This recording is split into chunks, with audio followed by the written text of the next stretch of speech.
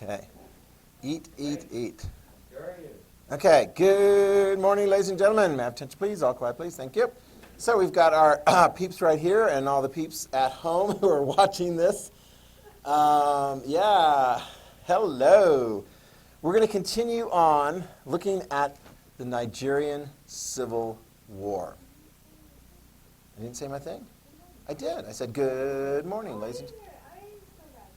Okay, you can eat and listen at the same time. It is possible. It is, and it is advisable. Yeah, so keep eating. Pay attention to this as we go through, okay? And of course, keeping in mind, one of the things that we're going to be doing in class as we approach the, oh my gosh, the due date for the IA, the final IA. You guys have actually had conversations with all of you guys here, and most of the other students as far as their pretty good first draft, sometimes adjusted a little bit so it becomes pretty gooder. Is that a word? Gooder? Better? Pretty better? And so I feel confident that by December 18th, you guys are going to be in a good way there. I think I'm actually going to take some time in class for you, about maybe a week or so before, to bring in your draft to have it peer reviewed. Now, I've always encouraged you guys to have other people proofread, because they're especially, I don't know, how many of you guys know a pretty good proofreader, maybe one of your parents or somebody? Are you a pretty good, maybe, I don't know. I mean, are you a pretty good proofreader? Okay. I mean, it helps to have a good proofreader to catch those, like, sort of obvious mistakes. But you guys are also very well trained at doing history IA, so you can give some good positive feedback. So what we'll do, I'll set up a time, and for a good chunk of that period in class, you'll have your paper either printed out, or you can have it in some way electronically transferred so that the other person, if we have 4, if we have 6, whatever, if we have an odd number, then we'll kind of exchange it around so that you can give that feedback. Just have one more fresh set of eyes looking at your paper, make those adjustments, and then get that into me by the 18th. Does that sound good? Yeah, I mean, yeah. I know I was talking to all my juniors because I've had meetings. Oh my gosh, there's so many of them. There's like over 40 some. And they've all got really cool topics and everything, but they're like, so when should we be working on our paper? Now, you should be working on your paper. Don't leave it to the last minute. Yeah, so they're like, oh, so that's what we're going to do over Thanksgiving break? I'm like, yeah, well, guess what I'm going to be doing over Christmas break? In addition to their first drafts, I'll be reading your final drafts and so forth. Yeah, because I'm trying to move it up quicker for them, right? Yeah, there's all kinds of things. And also I think it just makes good sense, because would you guys say you have more IA kind of responsibilities this year as seniors as compared to junior year? Yeah, exactly. And that was only, you got that through part way. Plus, you've got all these other things, you're like, how much time is it going to take to prepare for the next step?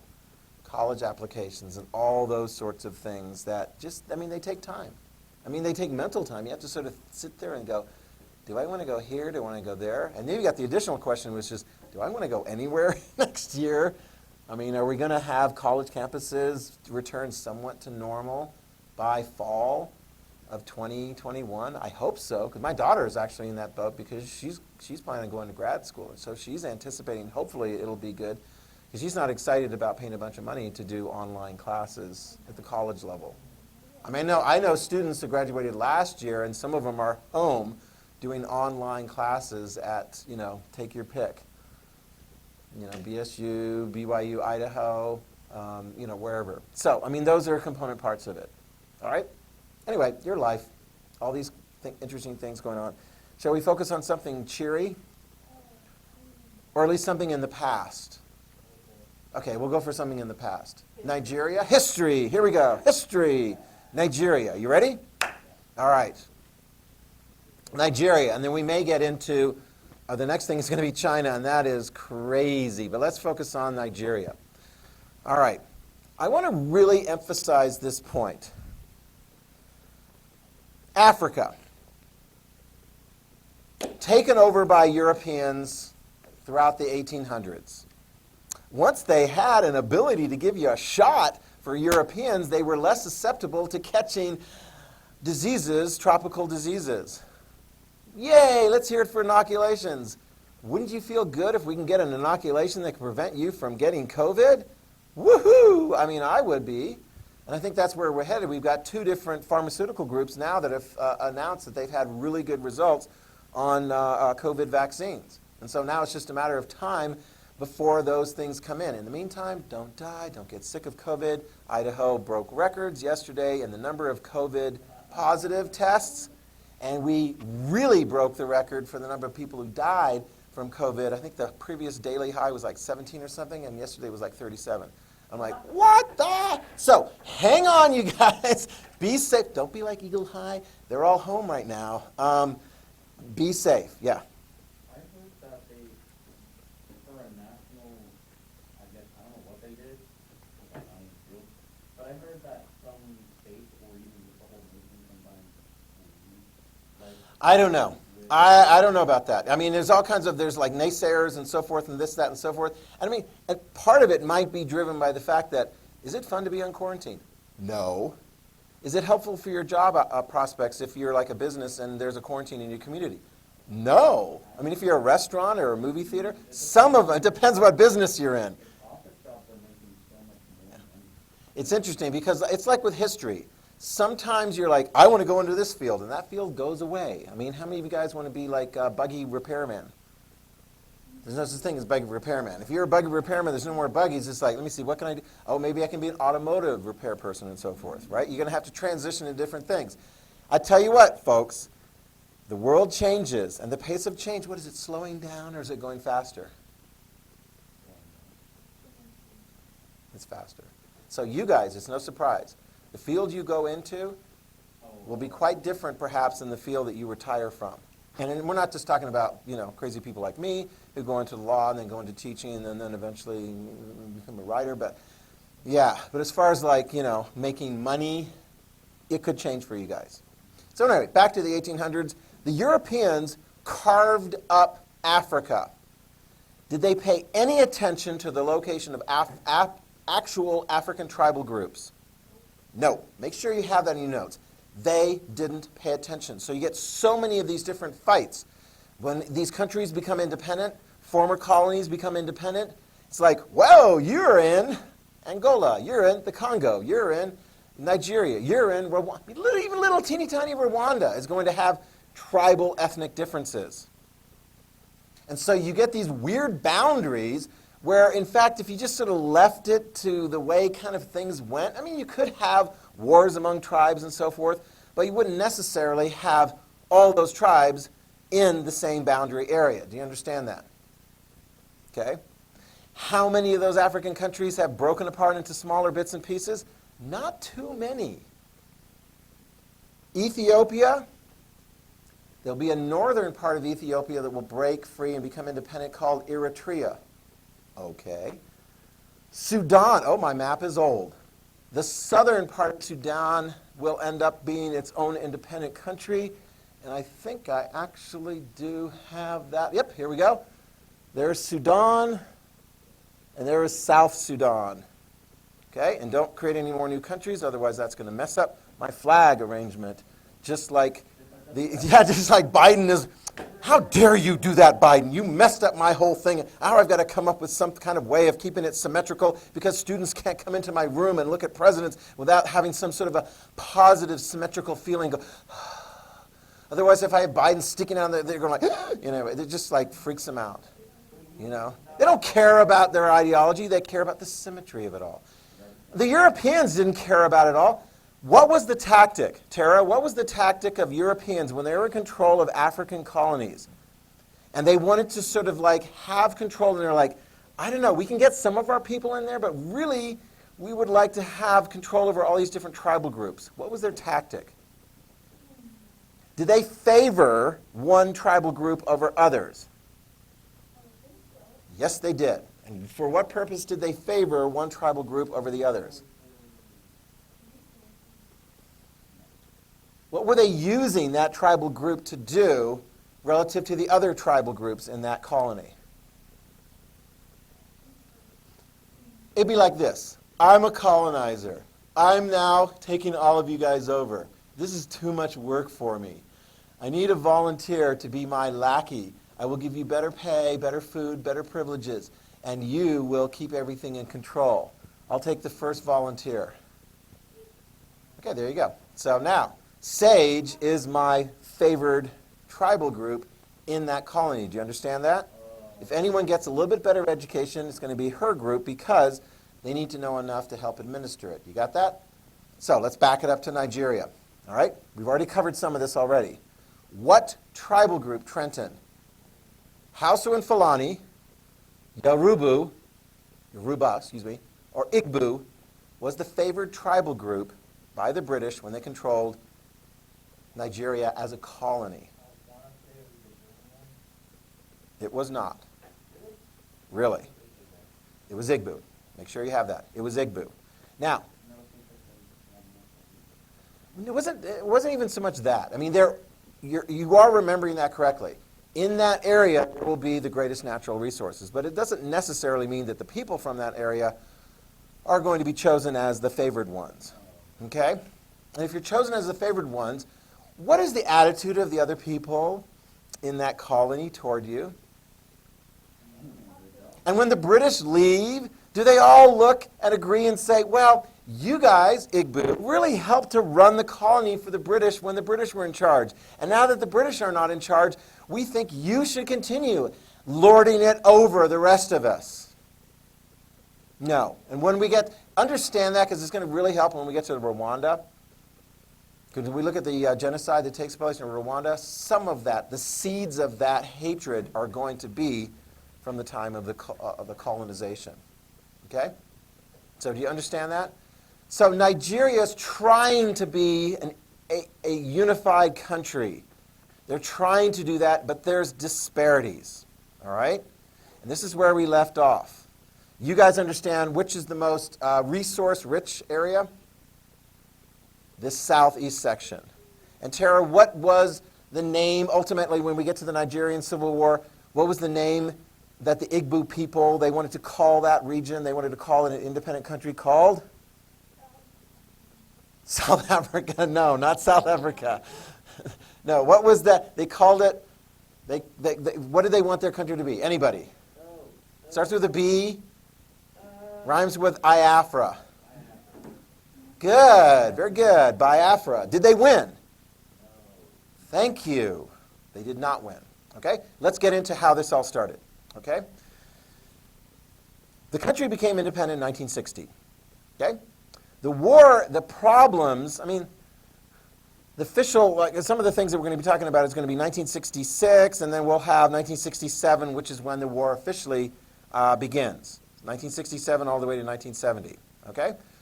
What were the early years of Nigeria like? Hey, you're a brand new independent country. Are you going to have like a fully flourishing, ethically motivated democracy? No. Corruption, corruption, corruption. Who wants to be involved in the government there and in the military? All these different groups do. And so it's going to be a very tenuous relationship because, Jacob, what was the predominant, actually you can see it right on the map, what was the predominant religion of the people living in the northern part of the country? Yeah, Muslim, okay. And what about in the southern part? More Christian, and then you have animism. Think of like, when you think of animism, think of like, I don't know, Europe before Christianity came to it. You know, you have like the so-called pagan, pre-existing religions and so forth there, belief in deities and witchcraft and all that kind of stuff and so forth. Okay, got that? What? Let's get into a big religious debate. Where does animism fit within? Is it a political ideal? No, it's a religious ideal. So right in there with Islam and so forth. Okay? All right, so how did it all come into being a problem? Listen carefully as I go through the story of what caused the Nigerian Civil War. And frankly, when we get into the actual war itself, it's not going to take as long. Okay? But understanding what caused it. All right, here we go. January 15th, 1966. January 15th, 1966. In Nigeria, there will be a military coup attempt. Now, we're going to be seeing a lot of military involvement. You're like, wow, the military is so involved in politics. Wow, hello. I mean, is that just an African thing? No. You see it in places in Europe and so forth. Who started the Spanish Civil War? Yeah, Franco. General Franco, right? Who tried to conduct a military coup and overthrow the French government in the 1950s and early 60s? Yeah, the French military and so forth. So you're going to have a coup attempt. Now, when I use the word attempt, that's kind of a spoiler, isn't it? It will fail, okay? But let me get some details of this. The coup attempt will be not necessarily from the top officers in the military that are frustrated with civilian government and the corruption and fraud and, vote tampering and stuff like that, really irritates people. I mean, that's at least one thing we got in the current situation. Like, we're all going to be fine. We're going to have an inauguration in January. Our United States military is going to stay the heck out of any kinds of concerns and disputes. We don't have that kind of tradition, thankfully, in our country. We do have the mechanism to work it all through. We got courts. So if you're like, hey, there's fraud, you go into the courts, you bring your evidence, they weigh it, you look at it, and then you get a result. You move on. But in Nigeria and some of these other countries, like, I don't like how things are going. Pick up your guns, boys. We're going to take charge of the country. That's a coup. That is the definition of a coup. These junior officers fail, but, write this down, in the process of their failed attempt, they kill two very important leaders from the north, two very important Muslim leaders from the Hausa and Fulani region and so forth from the north. One of them actually was holding the title of prime minister of the country, so a top political position, and another was a local leader. So two top Muslims in the country are killed. Got that? In this coup attempt. So there's going to be some folks, I don't know, as you look at that, it's like, who is looking for some justice to those people who killed the top Muslim leaders? The Muslims of the north, right? In the House of Fulani tribal groups. What do you get if you have a failed military coup? You get a military person take over, and you're like, wait, what? How do you stop a military coup? With the military. And then who's going to be in charge after the military coup fails? This guy from the military.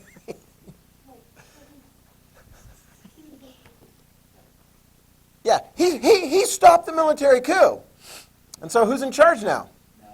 The military is, but not the guys that started it. He is. Do you understand that? How do you put out a fire?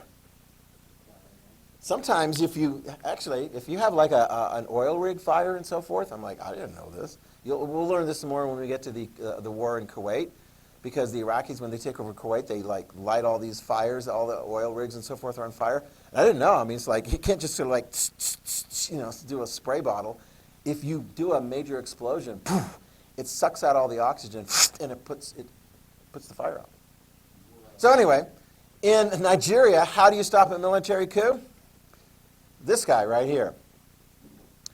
Johnson Aguiyi Aranzi. I'm sure I'm pronouncing that incorrectly, but I got part of it right. Okay?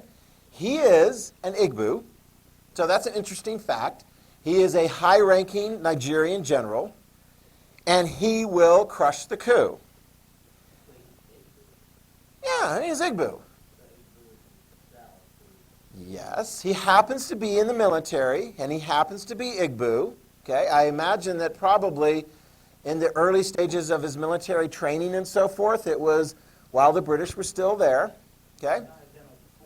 No, he's a Nigerian general. Very good. Okay? He happens to be Igbo. That happens to be his tribal affiliation. And so he puts it down. All right? So now, who is going to be asking this guy to try and make amends for what happened during the coup attempt? Who suffered the loss of two of their top people during the coup attempt? Exactly. So who are they going to ask for justice from? This guy, who comes in and basically is like, okay, let's just make this real simple. I'll be the president too. Isn't it the top civilian position? I'll go ahead and do that because we need to have things kind of like, chill out here for a while. You understand that? So they're asking him for justice. And this is part of the problem. If you ask for somebody for justice and they don't give you justice right away, what do you think? Then you're thinking they're either going to not do it, they're going to drag it out, or they're just never going to take care of it in any event. And so if you're from the north and you're asking this guy, who happens to be an Igbo, to have justice against those officers and people who killed the top, Hausa Fulani Muslim people from the north, those political leaders, and he doesn't offer forth quick justice and punishment, they're mad at him. Write it down.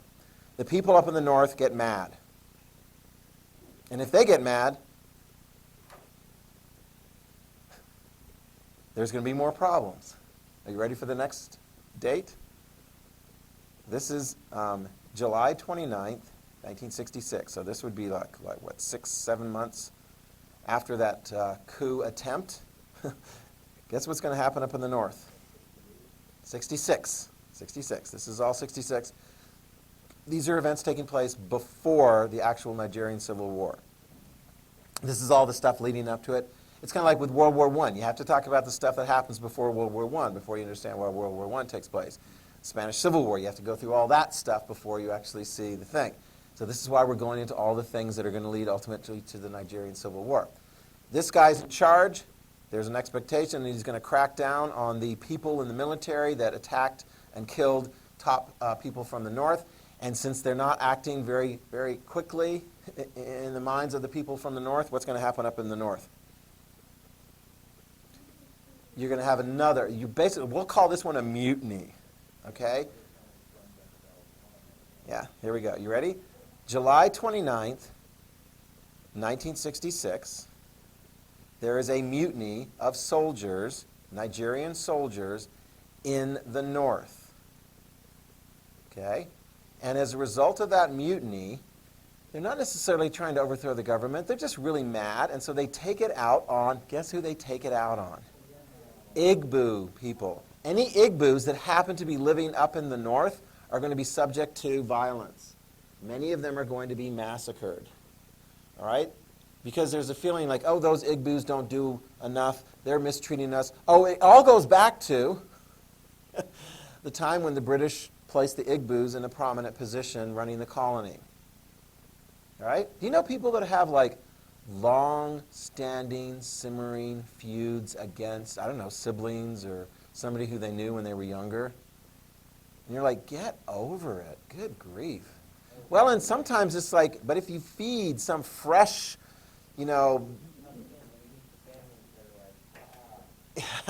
so like a fresh injustice. Well, here's the fresh injustice. The fresh injustice was that there's the feeling that this guy's not doing enough to, seek justice against. So the folks up in the north, they start massacring civilians. I mean, it happens. So they take out their justice on their neighbor, any Igbos that happen to be there. Because they're like, well, you're part of the problem.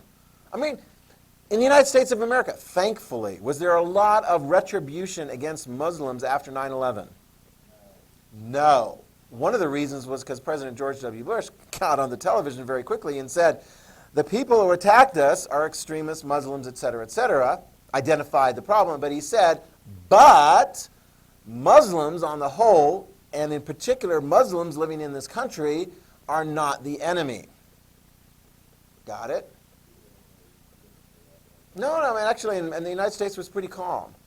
There was one guy that was killed at a service station in Arizona. He was a Sikh.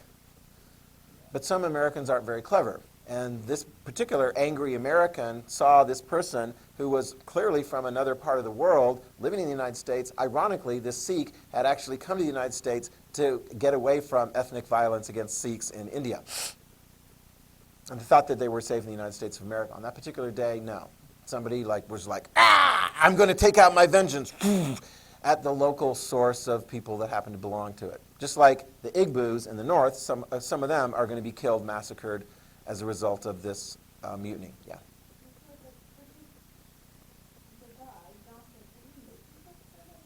Yeah. Yeah. Yeah, the military. I mean, this is the weird thing. Sometimes you get, it's like when things are crazy and there's so much corruption and da-da-da-da-da-da, it's like when then somebody comes in, like Franco with the military. I mean, not everyone agreed with him. There was a Spanish Civil War, but a fair number of Spanish people were like, yeah, we need some authority, we need order, we need, good guys in charge. And these military guys, sure, we'll let them run the country for a while. We don't need elections, say some of the people. Because in some countries, elections are just like fraught with fraud and violence and just craziness. And so they're like, just bring in something calm. Guys with guns. Does that solve the problem necessarily? No, it creates new issues. All right. So, with the massacre now, what's going to happen next? We're going to have another guy jump in. This guy, Lieutenant Colonel Yakubu Gowon, he is from the north, although he is from a minority Christian tribe. This guy. He is going to solve the mutiny by crushing it. So his part of the military located in the north crushes the mutiny. And if you crush the mutiny or defeat a coup, what does that entitle you to do? I guess run the country then. And so he will declare himself the supreme commander. So he will say, look, this previous guy obviously isn't doing the job because, good grief, he comes in and he puts down a coup attempt, but look, now we've got a mutiny up in the north, and so I'm going to take care of that problem. So he crushes the mutiny up in the north. You got that? And this would be, again, 1966. All right?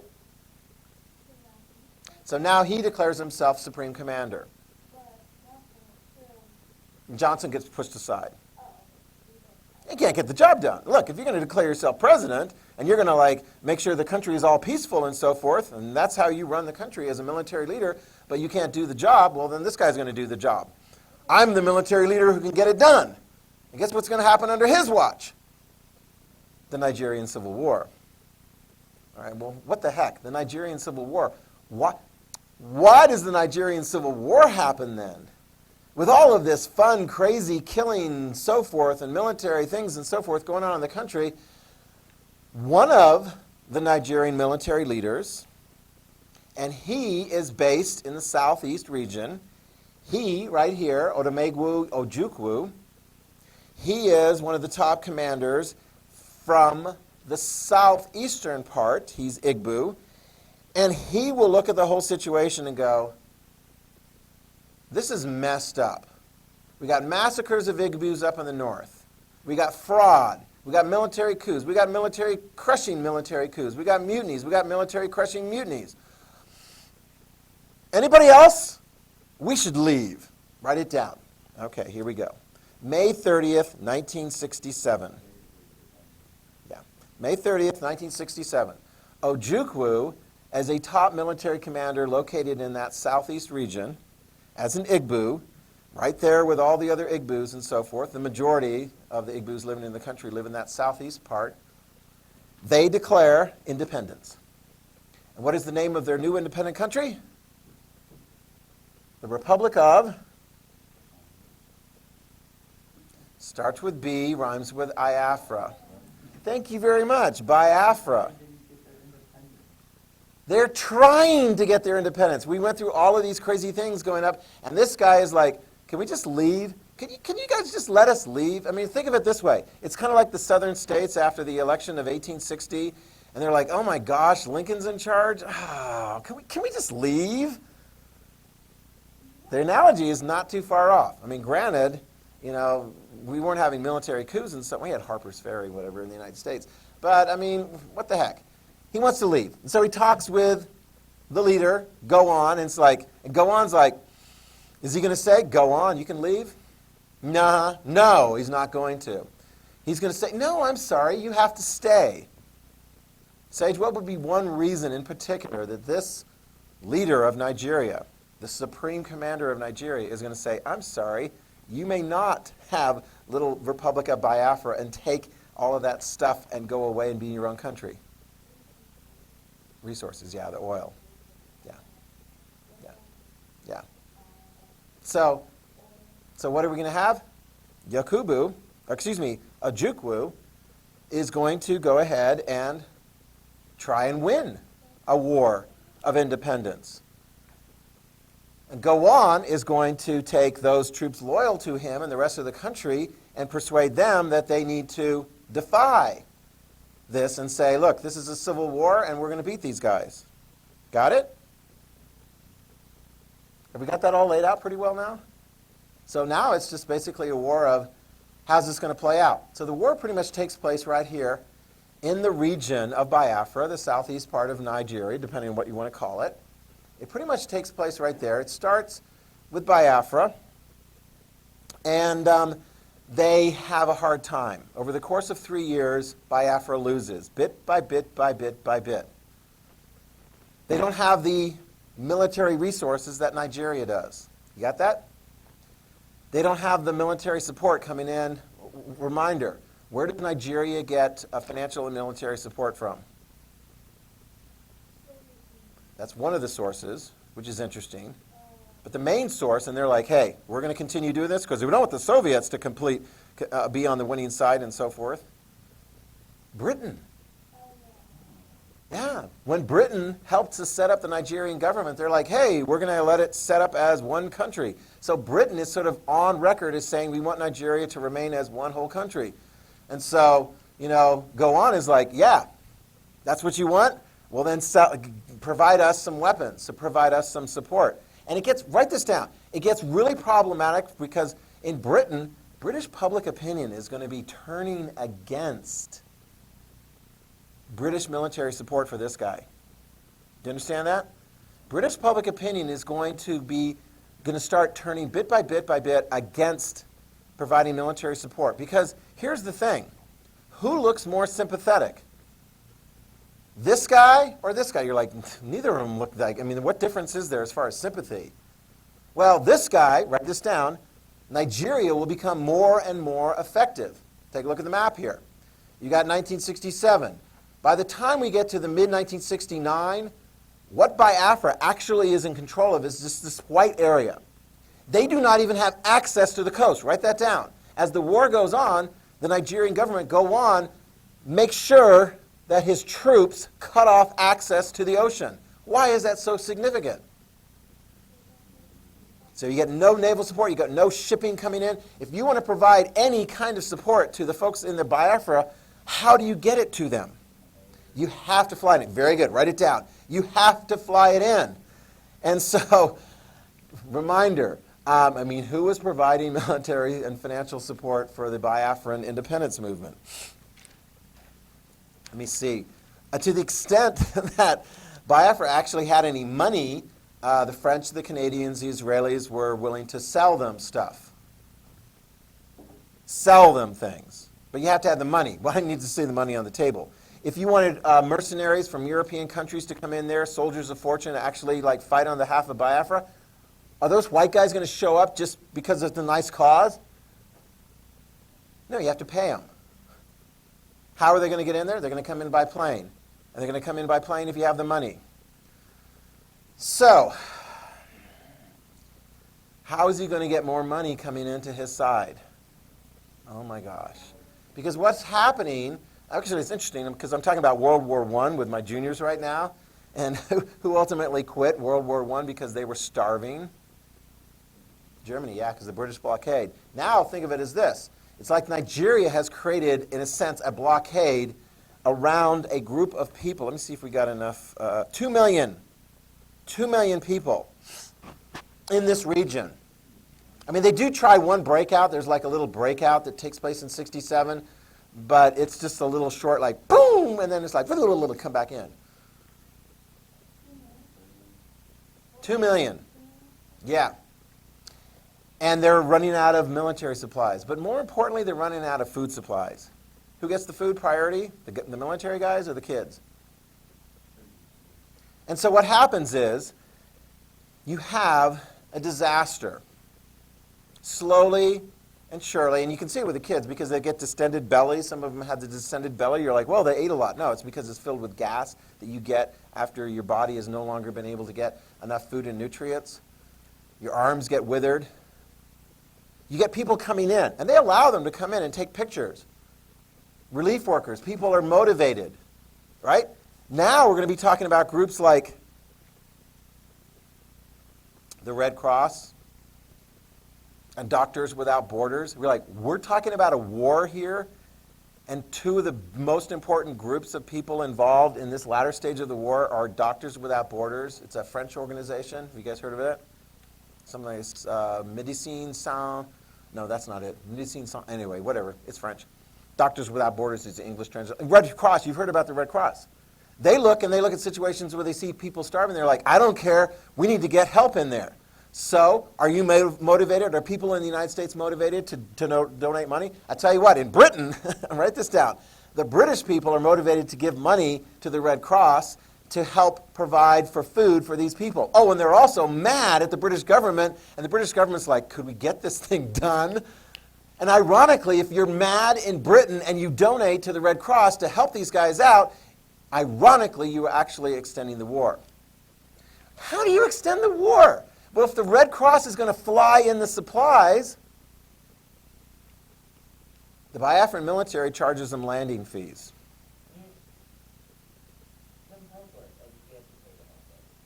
And what do they do with the landing fees? And does that make the war go faster? It drags it out. I mean, they might think, hey, we could turn the corner if we get enough military supplies and so forth. But, looking back on it, those military supplies that were brought in the latter stages of the Civil War just drug the war out longer. Got it? It's ironic. Yeah.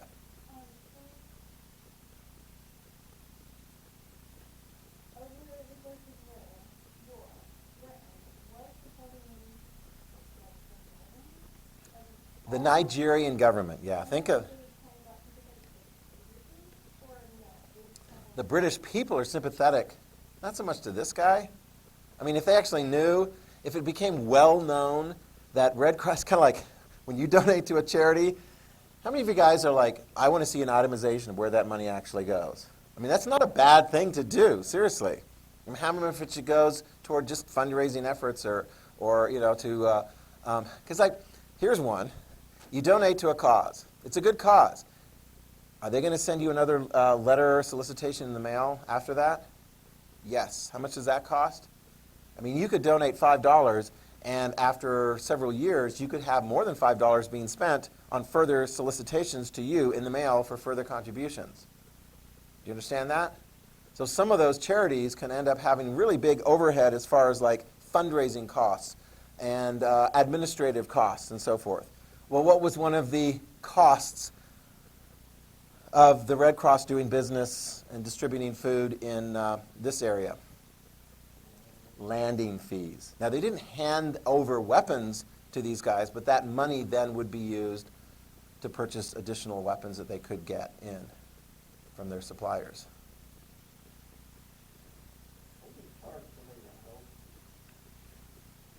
Do you know what the Nazis did when they were gathering up Jews in the Netherlands? I mean, they lied to them and they said, oh, we're just relocating you. They charged them tickets to get on the trains. And they forced them to buy the tickets.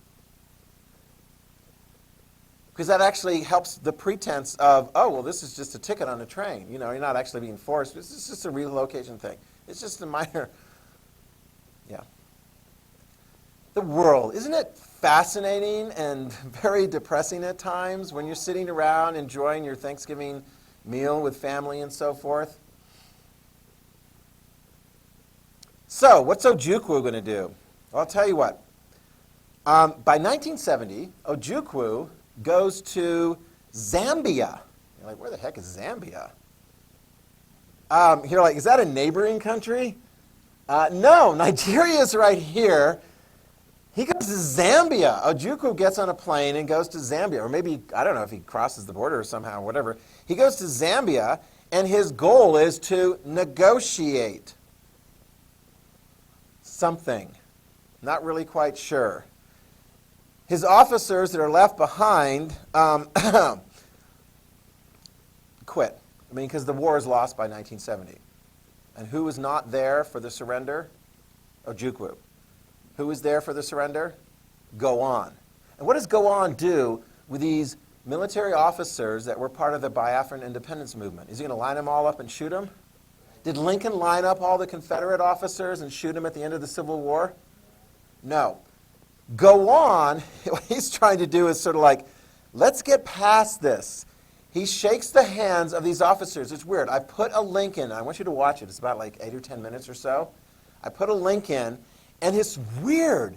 You have him shaking hands, and he knows these guys because he was in the military with them before they, tried to declare independence. It's like Grant. Ulysses S. Grant and Robert E. Lee, did they know each other? Yeah, they were at West Point together. Give me a break.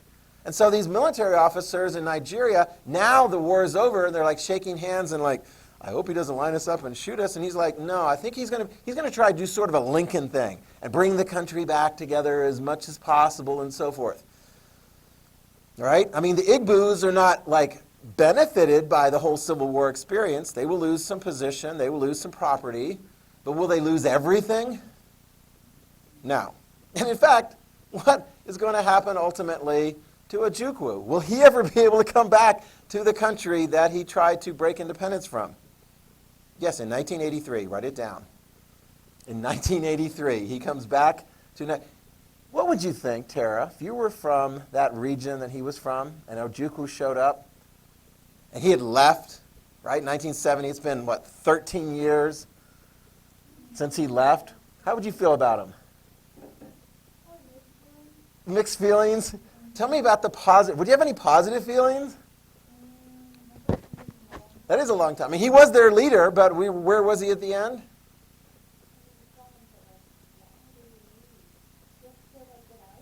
I guess. I mean, it looks kind of, like he's trying to get the heck out of there. I mean, he's safe. He doesn't know if they're going to be lined up and shot. I don't know. He comes back.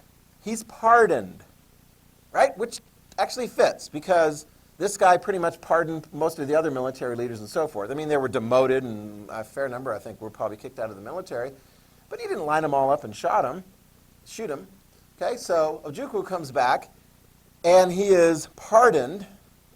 He's still popular enough in that region. They look back and they're like, hey, remember when we, how do a fair number of Southerners feel about Confederate military and political leaders in the Deep South in the years after the South lost the Civil War? Still love them. Putting statues up to them all over the place. The lost cause. Sometimes your heroes are the lost cause. And this guy was a hero. And he was elected to office in Nigeria from the region that he was in. I don't think he was very popular in other parts of the country. Although the country is kind of a mess. They've got military dictatorships. For a while he was put in jail, but then he was released from jail. I mean, it's all kind of crazy. I mean, what more could happen to add drama to this man's life? 1983. He comes back in 1983, and he's married to Bianca Odumegwu. And who is Bianca? She's like 30 years younger than him. She was a former Miss Congeniality beauty pageant contestant. What's that? Okay. I don't know. He's got little kids here, right? You're like, only in America. Well, only in Nigeria. There he is. He comes back. Okay? So is the rest of Nigerian history going to be happy, happy, happy? Well, I tell you what. Let's just wrap it up very quickly because it has been a problem since then. Military coups, corruption, tribal conflicts, oil spills in the south, environmental degradation. There's a group up in the north, Islamists. You know what Islamists are, right? Extreme Muslims. And they're like a group called Boko Haram. And they go down and they go to these girls' schools and they abduct them all. And then they're forced, this is a picture of girls, Christian girls who were abducted and forced by Boko Haram to basically be the wives of Muslims. held in captivity for many, many, many, many years. Eventually, the Nigerian government says they destroyed him by 2015, but I was just checking, they're still in operation in various different parts of Nigeria and Chad and Niger. But that's like, I thought we were going to wrap this up in a nice little bow and call it done. Well, the Nigerian Civil War is over in 1970, but Nigeria's problems still go on.